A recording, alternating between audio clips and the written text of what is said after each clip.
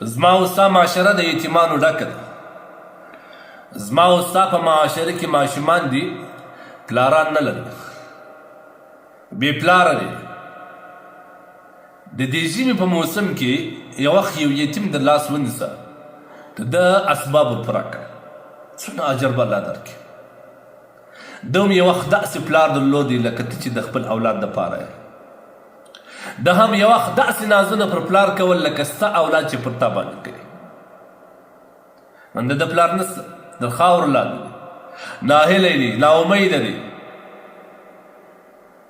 یخ ته لس غوږونه لس سر ګرځي، لسې پښې ګرځي، پر پښو بوټونه نه لري، پر اوږو باندې کوټ نه لري، اسباب د یخ نه لري.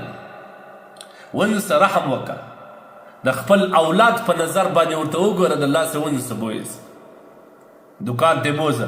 دویم کس په تا خبر نیسه، هلته د خپل اولاد په رقم شفقت ورسره وکړه، مینه ورکړه، مه چکه.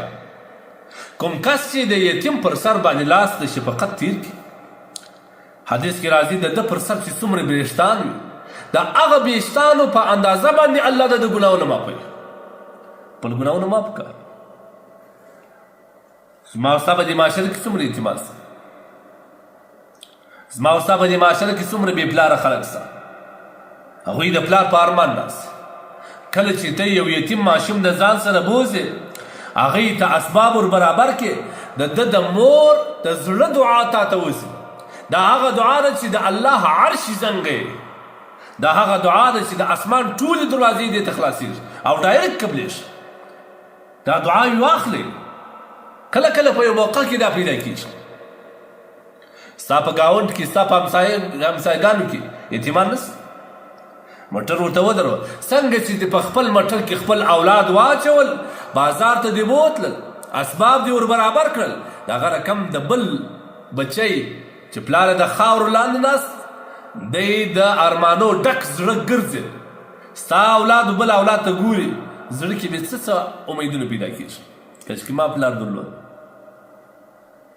کاشکې ما پلار درلود، ما به زه به هم داسې نازولی. د مور پر زړه بې څه تېرېږي.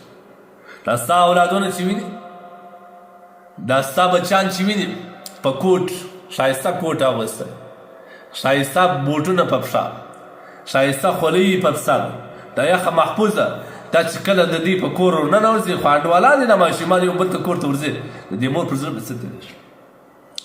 د دغه زړه رانیسه، د دغه زړه خوشحاله کړه، د دې مور پر وچو شونډو باندې خندا راوله، د دې مور د وچو شونډو څخه دعا وباسه چې د الله عرش ته ورسېږي، د اسمان دروازې خلاصې. ولې یوازې په خپل اولاد باندې ځان کوي؟ تا ته معلوم دی چې د یتیم حفاظت کول، د یتیم پرورش کول څومره اجر لري. حدیث کې راځي نبي علیه الصلوة والسلام فرمایي الا وکافل الیتیم، زه او هغه کس چې د یتیم پرورش کوي د قیامت په ورځ به د څنګ پر څنګ ولاړ وي. څومره اجر. بل روایت کې راځي نبي علیه الصلوة والسلام فرمایي څوک چې د همدردي او د شفقت د یتیم پر سر باندې لاس تېر کړي، الله پاک جل جلاله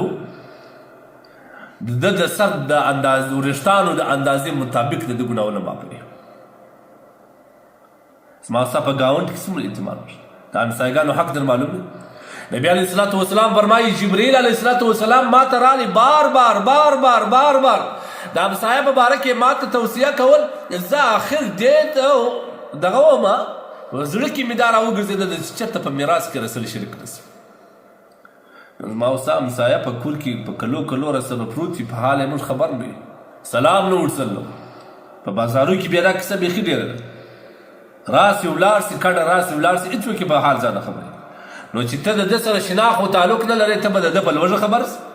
هغه غیرتمند سړی دی، هغه پر ځان لوږه تېروي، پر اولاد تېروي، لیکن د خولې سې آه و فریاد نه وځي.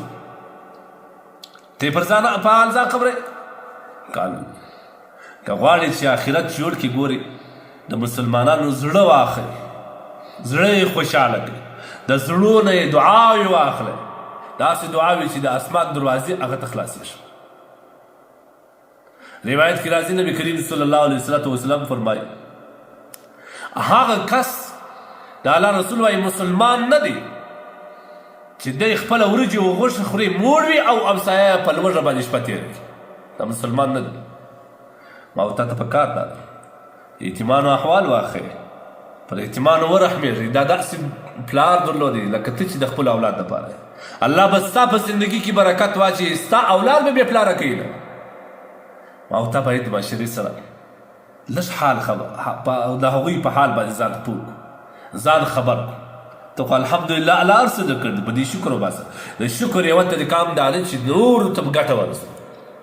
د الله نور مخلوقات د الله نور بندگان بېوزلان یتیمان کونډې ببرسري دا په کور کې ناست دي.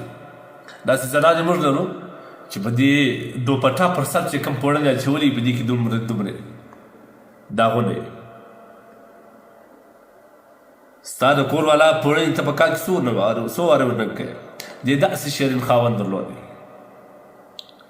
ستا د کور والا پوړنې ته څومره پر مهربانه دې مې وخت داسې خاوند درلودی نن بې خاوند ژوند کوي. ستا د مور دپاره ته د یخ دپاره څومره پټ پټ پوړې نان راوړی سره کم دوپټې کوشش کوي دوم یو وخت د مور هم یو وخت داسې زوی درلودی. مه کوه د خدای لپاره حالاتو ځان خبر او داسې خبر کړه چې دا رسته لاس باندې چې کوم کار وکړي چپه لاس لا پوه نه سي. په هر مجلس کې بیا مه یادوه پلانکی دې په یاد وه بله ورځ مې دومره شان واروړه خدای دې قبول کړي دا الله هم ووایي خدای دې قبول کړي ښه بیا خدای قبول کړي شلوار دې ریا وکړي اوس به خدای دې قبول پټ د الله سره معامله. ان الله اشترى من المؤمنین انفسهم الله د خپلو بندګانو سره معامله کړې ده. ستا معامله به هم د خدای سره د خدای سره به معامله. ما درته وویل حدیث کې راځي کوم کس چې د یو چا د حاجت دپاره ولاړ سي حاجت ورپوره کوي الله هغه اجرونه ورکوي کوم چې مجاهد ته ورکوي یا د الله په لار کې جنګېږي چې کوم غازي اجر وي هغه اجر درته ورکوي. نو دا سودا څه کوي باید موږ د خپل رب سره سودا وکړو په دې یتیمانو باندې ورحمېږي. الله به ستا اولاد د یتامت څخه وساتي ستا پر اولاد باندې به الله ستا د شفقت سایه دایمي کړي.